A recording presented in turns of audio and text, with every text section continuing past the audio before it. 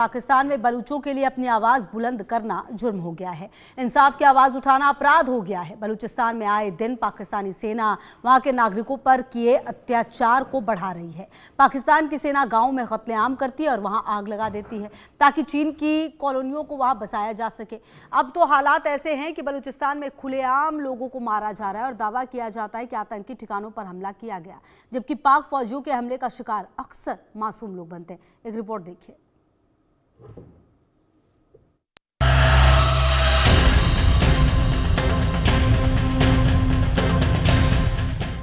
बलूचों से घबराए पाकिस्तान ने आसमां से बम बरसाए। चुन चुन कर बदला लेगा बलूचिस्तान, थर थर कांपेगा और दहलेगा पाकिस्तान। बलूचों का खुल्लम खुल्ला ऐलान, पाक आर्मी को पहुंचाएंगे कब्रिस्तान। पाकिस्तान कितना कायर है, कितनी ओछी हरकत कर सकता है, ये तो हम रोज एलओसी पर देख ही रहे हैं। हर दिन सीज फायर तोड़ भारत के जवानों को निशाना बनाने की कोशिश कर रहे हैं। वहीं दूसरी ओर बलूचिस्तान में आम लोगों पर जुल्म ढा रहे हैं। बलूचिस्तान में हालत दिन ब दिन बद से बदतर होते जा रहे हैं। मानवाधिकार संगठन चीख चीख कर पाकिस्तानी सेना के जास्ती बयां कर रहे हैं। आंकड़ों और तथ्यों के साथ काउंटर टेररिज्म के नाम पर बेगुनाहों को कत्ल करने की साजिश का पर्दाफाश कर रहे हैं, लेकिन सबको नकारे हुए बेशर्म पाकिस्तान के निर्दोष बलूचों पर अत्याचार जारी है। बलूचिस्तान में पाकिस्तान की क्रूरता, बर्बरता और अत्याचार को देखेंगे, सुनेंगे तो आपका इंसानियत से भरोसा उठ जाएगा। पाकिस्तान की फौज बलूच जनता पर लगातार जुल्म ढा रही है। जैसे मन करता है अगवा कर लेते हैं और जब मन करता है तो गोलियों से भून देते हैं। बलूचिस्तान में क्रूरता की ऐसी कितनी कहानियां हैं, जहां न कोई कानून है, न कोई अदालत है और न इंसाफ पाक फौजियों के बंदूकों के नाल से निकल रहे हैं। पाकिस्तान की सरकार और सेना बलूचिस्तान के अपने ही नागरिकों के खिलाफ जुल्म ढा रही है। पाकिस्तानी फौजी बलूचिस्तान में विद्रोह गिरोह के खिलाफ सैन्य ऑपरेशन के नाम पर बलूच लोगों पर हमला को अंजाम दे रहे हैं। पाकिस्तानी फौजी बलूचिस्तान में विद्रोही गिरोह के खिलाफ सैन्य ऑपरेशन के नाम पर आम बलूच लोगों पर हमलों को अंजाम दे रही है। पाकिस्तान के खैबर पख्तूनवा में पाकिस्तानी सेना के ड्रोन हमलों में 9 लोगों की जान चली गई, जिसको लेकर बलूच नेता मीर यार बलोच का कहना है कि पाकिस्तानी सेना ने स्थानीय बलूच ब्लॉगर्स और पर्वतारोहियों के लिए एक समूह को निशाना बनाकर ड्रोन हमला किया है, जिसमें 9 निर्दोष लोगों की जान चली गई है। वहीं 10 से ज्यादा लोग गंभीर रूप से घायल हैं। बलूच नेता मीर यार बलोच ने बलूचिस्तान में हुए इस हमले की इंटरनेशनल जांच कराने की मांग की है। पाकिस्तानी फौज के हमले की जवाबदेही की मांग की है, जो निर्दोष लोगों के जिंदगी खतरे में डाल रहे हैं, बलूच आवाज को दबा रहे हैं। वहीं पाकिस्तानी सेना मासूम बलूचों को आतंकी बताने पर तुली हुई है।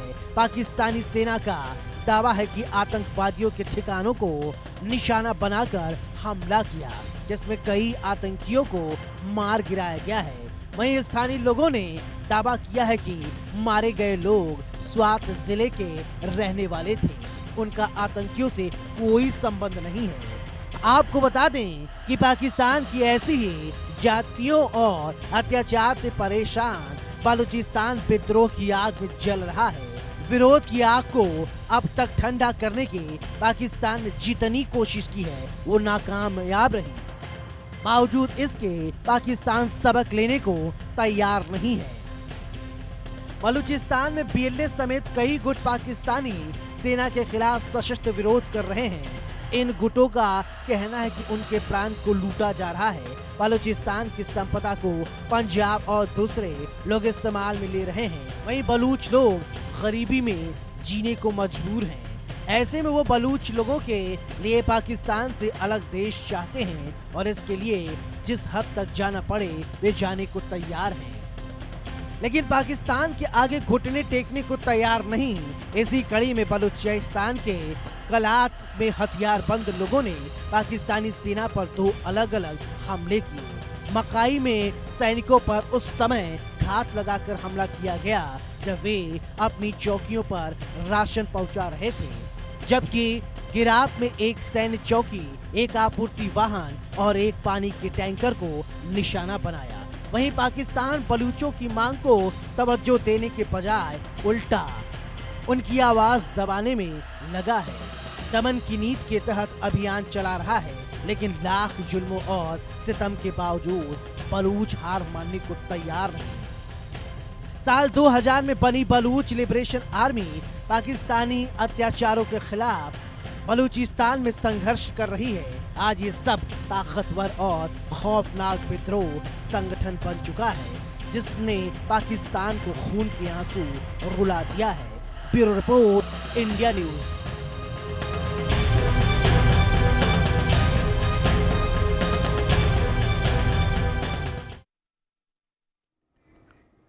और चलिए आगे बढ़ते हैं, चर्चा की शुरुआत करते हैं। हमारे साथ मेजर जनरल रिटायर्ड सुधाकर जी, भू राजनीतिक और रणनीतिक रक्षा विशेषज्ञ जुड़ गए हैं। एमआर मस्ती खान जी, वरिष्ठ पत्रकार बलूचिस्तान जुड़ गए, और डॉक्टर मार्तंड झा जी हमारे साथ विदेश मामलों के जानकार जुड़ गए हैं। Very good evening all of you, और आप सभी का बहुत स्वागत है। सबसे पहले आप ही के पास आते हुए, क्योंकि डॉक्टर मार्तंड आपके पास भी आऊंगी, लेकिन पहला सवाल मेरा सुधाकर जी आपसे है। ये जो स्थिति है फिलहाल पाकिस्तान में, ये जो पाकिस्तान कर रहा है, बलूचिस्तान में लोगों को मारता है और उसके बाद उस पूरे इलाके को जला देता है, क्या एक कोई जमीन कुछ तैयार की जा रही है चीन के लिए? खुशबू, सबसे पहले तहे दिल से धन्यवाद, आपने आपके शो के लिए इनवाइट किया। मेरे जो डिस्टिंग्विश्ड को पैनलिस्ट हैं उनको शुभकामनाएं। जहाँ तक आपकी सवाल है, शॉर्ट आंसर यही है कि सबसे पहले पाकिस्तान आर्मी का इरादा है बचाव, खुद की बचाव। खतरा इतना बढ़ती जा रही है, चाइना तो दूर की बात है, हो सकता है ठीक है, नहीं हो सकता कोई बात नहीं। अभी उनकी जो पहचान है पाकिस्तान आर्मी, हर देश का एक आर्मी होती है, लेकिन ये एक आर्मी ऐसा है जिसके पास एक देश है जिसका नाम है पाकिस्तान। तो बच के रहेंगे, जिंदा रहेंगे, तब तो जाके वो आर्मी का नाम आर्मी रहेगा, और आर्मी का नाम आर्मी रहेगा तब जाके उनके पास देश रहेगा। संक्षेप में इतना कहना चाहता हूँ, लेकिन गहराई में जो आप सवाल कह रहे हैं उसकी भी जवाब हाँ है। वो चाइना से इतने पैसे ले रखे हैं, अगर उसका अभी डेट सर्विसिंग, एक्सटर्नल डेट जो है उनका 30% से ज़्यादा है। अगर आप देखेंगे $260 बिलियन का डेट आज के दिन में है, जिसमें से 87 बिलियन करीब एक्सटर्नल डेट है उसका, और बाकी जो 180 बिलियन डॉलर करीब वो इंटरनल डेट है। 30% डेट जो है 6 to 7% रेट ऑफ इंटरेस्ट पे है, उनका रोल ओवर हो रहा है, वो उनसे संभाला नहीं जा रहा है। अगर वो संभाला नहीं जाएगा तो सोवरेन डेट हो जाएगा। उस हालत में श्रीलंका में जो हम्बन टोटा का कहानी हुई थी वही अभी होने वाला है। गिलगिट बाल्टिस्तान में जमीन इन्होंने पहचान रखे हैं, जो उसको लीज नहीं बेचेंगे, मतलब चाइना के हाथ में जाएगा, ये कंप्लीट कंट्रोल हो जाएगा। तो जितने जल्दी इसको थोड़ा सा जग के हिंदुस्तान थोड़ा देख लेगा, सोच समझ के एक्शन अगर नहीं लेते हैं तो प्लान नहीं करेगा, तो हो सकता है कि पहलगाम का जो दूसरा ऑपरेशन है, ऑपरेशन सिंदूर का, इसी किस्म की एक नया चुनौती सामने आके खड़ा ना हो जाए। Back to you. ठीक है, अहमद मस्ती खान जी आपके पास भी आऊंगी, उससे पहले एक कमेंट में मार्तंड झा जी आपका लेना चाहती हूं। जो ये पूरा सर्कमस्टांसेस अगर आप पाकिस्तान को समझे, क्योंकि पाकिस्तानी सेना टिक नहीं पा रही, और अगर आप बलूचिस्तान को देखें तो अप्रैल 2025 के बाद से बलूचिस्तान अब उस सिचुएशन में है कि अब उसको आज़ादी के अलावा कुछ भी नहीं चाहिए। अब उसको आज़ादी चाहिए, अपनी जो जीने की जो स्थिति है उसको उन्हें ठीक करना है। अब उन्होंने डिसाइड कर लिया उनको क्या चाहिए, लेकिन बदले में जो पाकिस्तान कर रहा है वो कहीं से भी ठीक नहीं है। पाकिस्तान कहीं भी कुछ करता है तो कहीं से भी ठीक नहीं होता। आप उसका इतिहास अगर उठा के देखें, चाहे वो 1971 का इतिहास हो, चाहे वो 1948 का इतिहास हो, और चाहे जो अब चल रहा है, पाकिस्तान की आर्मी हर किसी को जो भी उनके खिलाफ आवाज़ उठाता है, चाहे वो व्यक्ति सरकार में हो, चाहे वो कोई आम नागरिक हो, वो उसको दबाने में, उसको कुचलने में विश्वास रखते हैं। They want to rule by a firm iron hand, if I may say. उनका ये बिल्कुल मानना है कि बलोचों को जब तक पूरी तरीके से न दबाया जाए तब तक पाकिस्तान उनकी नज़र में असुरक्षित है। बलूचिस्तान का अगर इतिहास आप उठा के देखें तो वो तो खुद बहुत सारे उनके जो लीडर्स थे वो नहीं चाहते थे कि वो पाकिस्तान में शामिल हों। पाकिस्तान इस बात को जानता भी और भांपता भी है। कोई भी देश अपनी टेरिटरी, अपना भूभाग खोना नहीं चाहता। पाकिस्तान के साथ भी यही चीज़ है। उनकी जो तनातनी आजकल चल रही है अफ़गानिस्तान के साथ, और ख़ास करके जो उनके खुद के इंटरनल डिस्टर्बेंसेस हैं, पाकिस्तान की सरकार तो जैसा कि हमारे को पैनलिस्ट ने कहा कि this army which has got a state, generally उल्टा होता है। किसी स्टेट के पास, नेशन स्टेट के पास आर्मी होती है, यहाँ आर्मी के पास एक नेशन स्टेट है। जब तक ये गुत्थी नहीं सुलझेगी मुझे नहीं लगता पाकिस्तान का कोई भविष्य है। पाकिस्तान का उज्जवल तो छोड़ दीजिए, पाकिस्तान का भविष्य अधर में है, खतरे में है। उनका भविष्य उन्होंने जो थोड़ा उनके मन में लगता है कि बचाया हुआ है, वो जो उनका जो न्यूक्लियर ब्लफ है उसके कारण। हमेशा जब भी कुछ होता है वो कहते हैं कि हमारे पास ये हथियार है, कुछ भी अगर किया गया तो हम इसका इस्तेमाल करने से चूकेंगे नहीं। जी अच्छा, अहमद मस्ती खान जी, ये बात तो सच है कि अगर बलूचिस्तान पाकिस्तान से चला गया तो लगभग आधा रह जाएगा पाकिस्तान। ये बात तो पाकिस्तान को भी पता है, और ये कहीं ना कहीं बांग्लादेश से भी बड़ा झटका हो सकता है। ये बात भी पाकिस्तान को पता है। शायद यही वजह है कि किसी भी कीमत पर बलूचिस्तान को छोड़ना नहीं चाहता। और अगर ये सवाल है कि अगर आप किसी क्षेत्र को छोड़ना नहीं चाहते तो उस क्षेत्र को आप अपनी प्रायोरिटीज में क्यों नहीं शामिल करते? आप आखिरकार सिर्फ अपनी जगह पर पंजाब को और एक दो जगहों को आपने पूरी तरह से पावर दे दिया, पूरी तरह से पैसा दे दिया, बाकी जगहों को आपने इग्नोर किया। और अब जब वहां के लोग लड़ रहे हैं तो आपको तकलीफें हो रही है, वहां के लोगों को फिर आप मार रहे हैं, वहां के पूरे इलाके के इलाके आप जला रहे हैं। जी नमस्कार, मैं अपने को पैनलिस्ट का शुक्रगुजार हूं कि वो बलूचिस्तान में जो कुछ हो रहा है उसके बारे में वो उसी तरह से कंसर्न रखते हैं जो हमारे लोग रखते हैं। हमारी डॉक्टर सबिया बलूच जो कि बलूच यकजहती कमेटी की लीडर हैं, उन्होंने बहुत एक ज़बरदस्त बात आज कही। उन्होंने कहा कि नौआबादियाती क़ुव्वत के लिए औरत का जिस्म मैदान जंग बन जाता है। इसके ज़रिए फातेह पूरे मुआशरे पर गलबा हासिल करना चाहता है।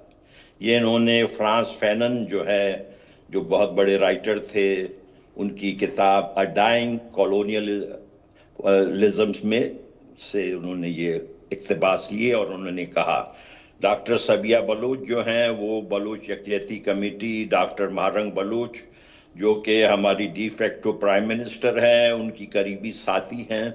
मैं इन बलूच महिलाओं का इंतहाई तहे दिल से शुक्रगुजार हूँ कि जिस तरीके से इनके नज़रियात हैं, जिस तरीके से इनकी जिद्दोजहद है। मनीषा जी, मैं तो सख्तीज़म का कायल हूँ। मैं तो यकीन रखता हूँ कि ये जो बलूचिस्तान जो आज़ाद होगा, शायद ये पहला मुल्क होगा जिसकी लीडरशिप औरतों के हाथ में होगी, जो पहले क़याम के दिन से औरत इसके लीडर होंगे। मैं इस बात पे बहुत मुझे खुशी होगी और ये अनोखा एक पूरे इंसानी तारीख में मेरे ख्याल में होगा। और बलूचिस्तान की आज़ादी को ये CIA के नौकर, देखें ये पाकिस्तान की फ़ौज जो है, दरअसल ये पहले लंदन के नौकर थे, अब ये वाशिंगटन DC के नौकर हैं। ये इनके गुलाम हैं। ये कभी हिंदुस्तान के ऊपर इल्ज़ाम लगाते हैं, कभी अफ़गानिस्तान पे इल्ज़ाम लगाते हैं। इन्होंने ड्रोन के अटैक्स अपने मुल्क में करते हैं। ये एयरक्राफ्ट का इस्तेमाल अपने ही मुल्क में करते हैं। ये लोग अपने ही मुल्क के लोगों को ड्रोन और बमबारी के ज़रिए मारते हैं। इसके ऊपर ये किसी और को कैसे मोरद इल्ज़ाम ठहरा सकते हैं? 2004 जून की 19 तारीख को CIA के प्लान के मुताबिक इन्होंने ड्रोन के हमले शुरू किए, जो आज ये आसिम मुनीर कर रहा है। ये अमेरिका का कुत्ता है। इसका पाकिस्तान के लोगों के, पाकिस्तान के और हमारे खित्ते के लोगों के, भारत के लोगों के, अफगानिस्तान के लोगों के इंटरेस्ट से इस शख्स का कोई ताल्लुक नहीं है। ये लोग जो है रेंटर आर्मी है। रेंटर आर्मी जो है फ्रीडम लविंग फाइटर्स को कभी भी शिकस्त नहीं दे सकती है, दुनिया की तारीख ने हमें ये सिखाया है। और अब जबकि हम और आप बात कर रहे हैं, इन्होंने प्रोविंशियल असेंबली के कुछ मेंबरान जो है जर्मनी, इटली और फ्रांस की तरफ रवाना किए हैं। उनमें एक सादिक उमरानी भी है जो पीपल्स पार्टी के हैं। उन बेचारे को चीफ मिनिस्टर बनाना था, लेकिन वो चीफ मिनिस्टर नहीं बनाए गए, बल्कि जो जाली तौर पे जो इलेक्शन जीता भी नहीं है। ठीक है। सरफराज अच्छा बख्शी। अहमद मस्ती खान जी, जो बातें आप कह रहे हैं वो बेहद महत्वपूर्ण है। सुधाकर जी, एक सवाल मेरा ये था कि आप देखिए बलूचिस्तान के जरिए ही जो ये पाकिस्तान है वो अरब सागर तक पहुंच उसकी होती है। यहाँ का ग्वादर बंदरगाह चीन पाकिस्तान इकोनॉमिक कॉरिडोर की रीढ़ है जो दोनों को सीधे व्यापार का रास्ता देती है। अगर ये इलाका अलग हो गया तो समुद्री पहुंच के साथ इस्लामाबाद को रणनीतिक पहुंच भी कमजोर हो जाएगी। बलूचिस्तान की सीमाएं ईरान और अफगानिस्तान से लगती है, इसलिए इसके जाने से जो पश्चिमी सीमा है पाकिस्तान की वो कमजोर होगी। मतलब एक झटके में पाकिस्तान इंटरनेशनल लेवल पर कहाँ आ सकता है, शायद ये बात पाकिस्तान को अब समझ में आ रही है, ऐसा माना जाए क्या? मैं आपको बधाई देना चाहता हूं खुशबू, बहुत आप एक बुद्धिमान, एक बहुत इंटेलिजेंट सवाल पूछ रहे जी। हैं। काफी गहरी चीज है इस सवाल के पीछे। जियो पॉलिटिक्स, जियो इकोनॉमिक्स, जियो टेक्नोलॉजी, जियो इंफ्रास्ट्रक्चर, हर चीज जुड़े हुए हैं। यस, शॉर्ट में रिप्लाई आपका क्वेश्चन का यही मैं कहूँगा, बिल्कुल ये झटका उनको अंदाज लग रहा है, इसलिए बिलबिला हो रहे हैं टाइम टू टाइम। उनको पता नहीं कैसे काबू में लेना है। मैं तो आपके चैनल के थ्रू यही बताऊंगा, बलूचिस को डट के लड़े स्वाधीनता के लिए। जब तक अपना वो जंग नहीं है, ये लाइफ का एक मतलब कुर्बान जो बोलते हैं, जब तक आप सैक्रिफाइस नहीं करेंगे देश का इंडिपेंडेंस नहीं मिल सकता है। ऐसा पाकिस्तान जैसे नेबर है और उनका हक है, उनका राइट है, उनका कॉन्स्टिट्यूशन था, अभी भी है, झंडा भी था, अभी भी है, और उनका बाइकैमरल सिस्टम होता था, इलेक्शन भी हुई है। सो निचोड़ में इतना कहूँगा, आपकी जो पहचान है, आप जो क्वेश्चन के अंदर जो 2-3 मुद्दे उठाए हैं, बिल्कुल पश्चिम की तरह, अरेबियन सी की तरह, और पाकिस्तान जिन जिन के साथ बॉर्डर रखते हैं, मेरे ख्याल से सिंध के साथ भी है, इनका खैबर पख्तूनख्वा के साथ है। सबसे बात है खुशबू, आपके सवाल के अंदर एक छुपा हुआ चीज है, लोगों को समझना निहायत आवश्यक है। अफगानिस्तान के साथ जो बॉर्डर है दुरान लाइन, ये है 2640 किलोमीटर, और बलूचिस्तान के साथ जितना, if I respect my memory, ये करीब करीब 1500 किलोमीटर के करीब है। ये जो बॉर्डर है ये माउंटेनियस टेरेन, अगर आप देखते हैं खैबर पख्तूनख्वा मतलब पश्चिम की तरफ से पहाड़ी इलाका होता है, और नीचे की तरफ जो बलूचिस्तान की तरफ आते हैं डेजर्ट, ओपन डेजर्ट हो जाता है।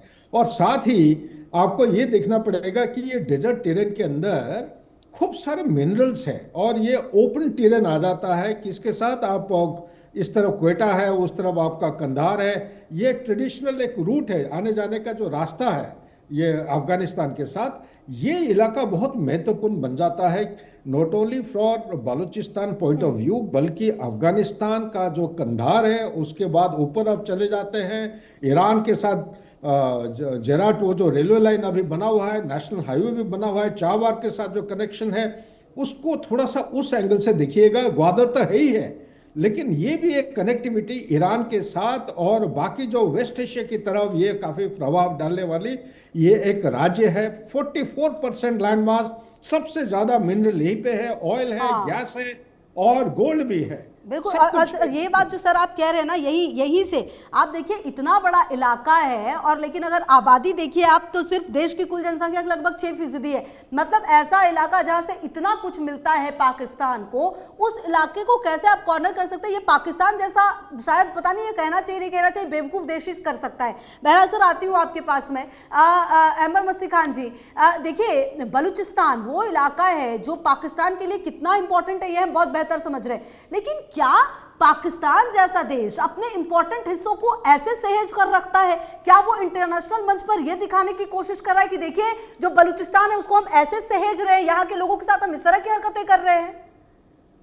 देखें, ये पंजाबी जिहादी, पंजाबी मुसलमान जो हैं, ये इस्लाम के नाम पर भी काला धब्बा है। ये हमारे अफगान भाई जो हैं ये कह रहे हैं इस वक्त तालिबान की हुकूमत जो है कि ये आसिम मुनीर की मिलिट्री रिजीम है। बिल्कुल वो सही फरमा रहे हैं कि इस वक्त जो पाकिस्तान में है वो आसिम मुनीर की मिलिट्री रिजीम है। ये कोई जमहूरियत नहीं है, ये पार्लियामेंट जो है डकोसला है।